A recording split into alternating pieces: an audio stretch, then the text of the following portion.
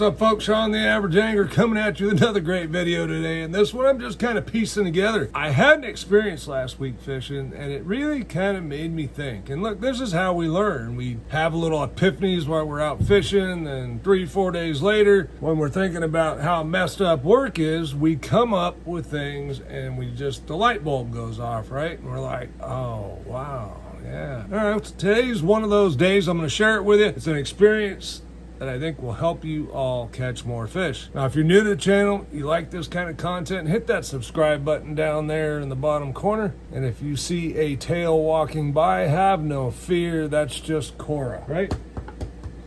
Cora's out here hanging out with me, as she always is when we're making videos. All right, we went out to practice for our frog tournament. We had trolling motor issues, which I mentioned in another video. And anyway, things lead to different things. And the next thing you know, Mike, who was fishing with me, asked for a swing head. Now, swing head is a great bait to kind of cast around and probe the terrain around you, okay?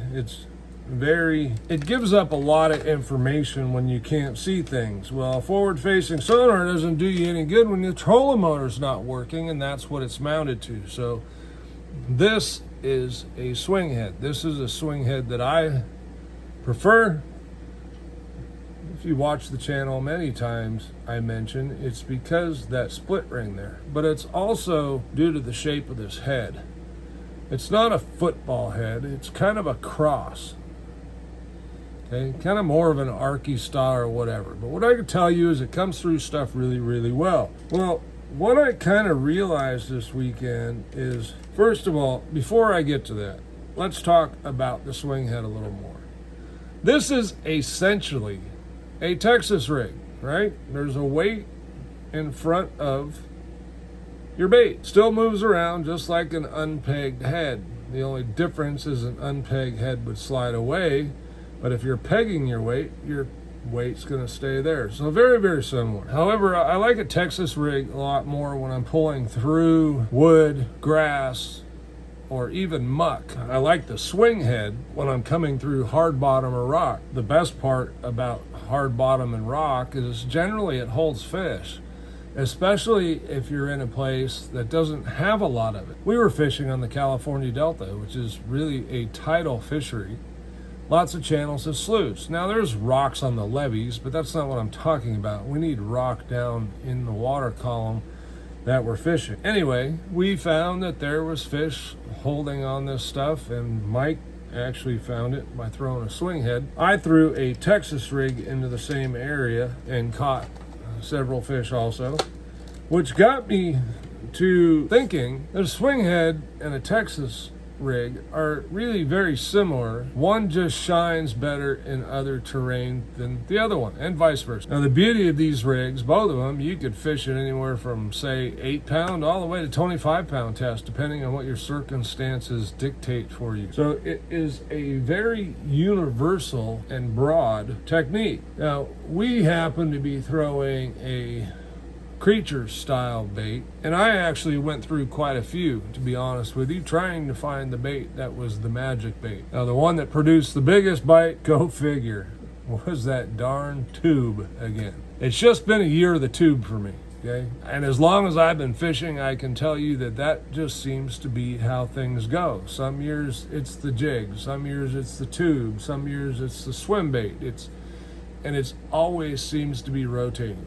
Now a lot of it can be relating to the forage base in the lake. Now, I'll give you an example of that and why I say that. So, during the drought years, prior to the drought years on Clear Lake, we had a fish kill. Not only did it kill the fish, but it killed a huge amount of the mature shad.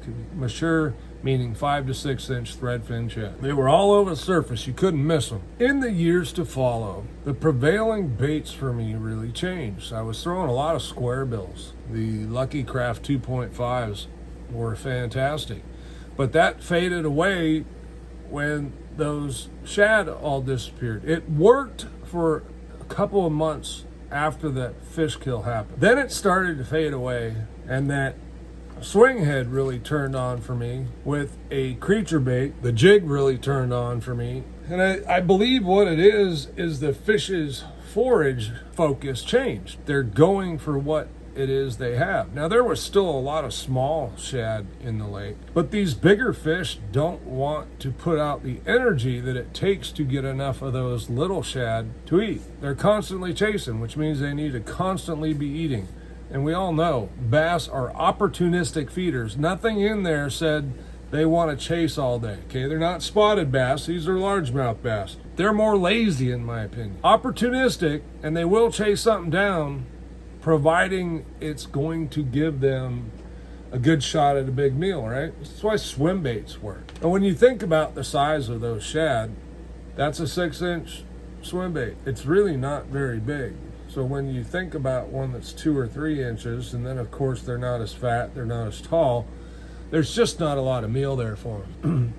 Now that we are many years past that, and we've had a lot of high water years, which means the water quality is better, there's more areas for these bait to get back in and hide. They've done very well at surviving, and now we're back up to having these 5 and 6 inch shad again. So their baits they're biting, things they're eating, are more shad based baits. Now, it doesn't mean they're not eating a frog on topwater. They are. It just means maybe you're using a different color, something more to represent a shad.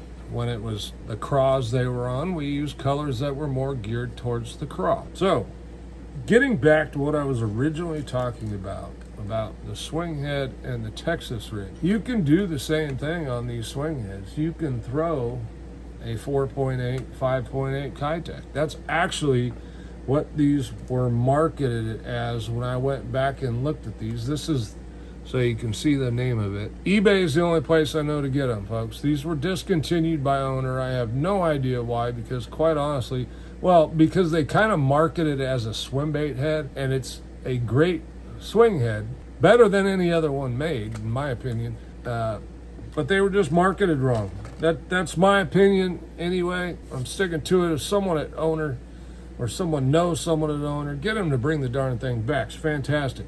Even though there seems to be an endless supply on eBay. Just telling you, you can go look for them there. Search owner pivot head. You'll find lots of options. Now, the Texas rig seems much better at bringing baits through grass and wood. Now, that's because our typical tungsten or lead Texas rigged weight is much narrower. Well, I had some weights here, but I don't see where they went. But you know what they are. They're narrower, okay? It's going to start out narrow and open up, and it only gets as wide as your bait does. So they come through grass really well. Whereas this head is a bit wider than a weight. Now, it's not as wide as a football swing head, but the Texas rig is better for coming through grass and wood. These swing heads are great for hard bottom and rock.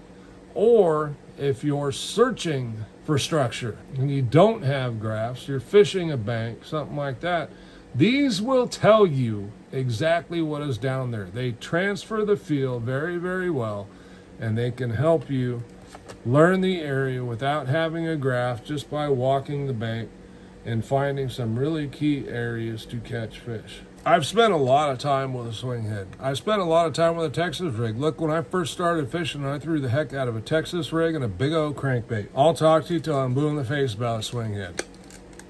I know a lot of people don't like them. It's kind of like the Carolina rig. They've tried it a few times, haven't had good success, and they put it up and never pick it up again. When I fish pro-ams, I've drawn people, talked to them about it, and that's their experience. Like any other good bait that works for a long time, you need to figure out the intricacies with it. You need to throw the bait. You need to test it out. You need to try it. You need to get familiar with it. You need to find the right rod that pairs with it for you, the right pound test, all those kinds of things, okay? I was throwing my Texas rig on a swim bait rod this past weekend because that was the only thing I had that didn't have braid on it. I caught fish on it. Wasn't optimal. I would have caught quite a bit more if I'd have had the appropriate rod. We make do with what we have. That's what happens when you're going out to practice for a frog tournament. Anyway, just thought I'd share that with you guys. I hope it helps you out. I'm Sean, the Average Angler. Thanks for watching. We'll see you on the next one.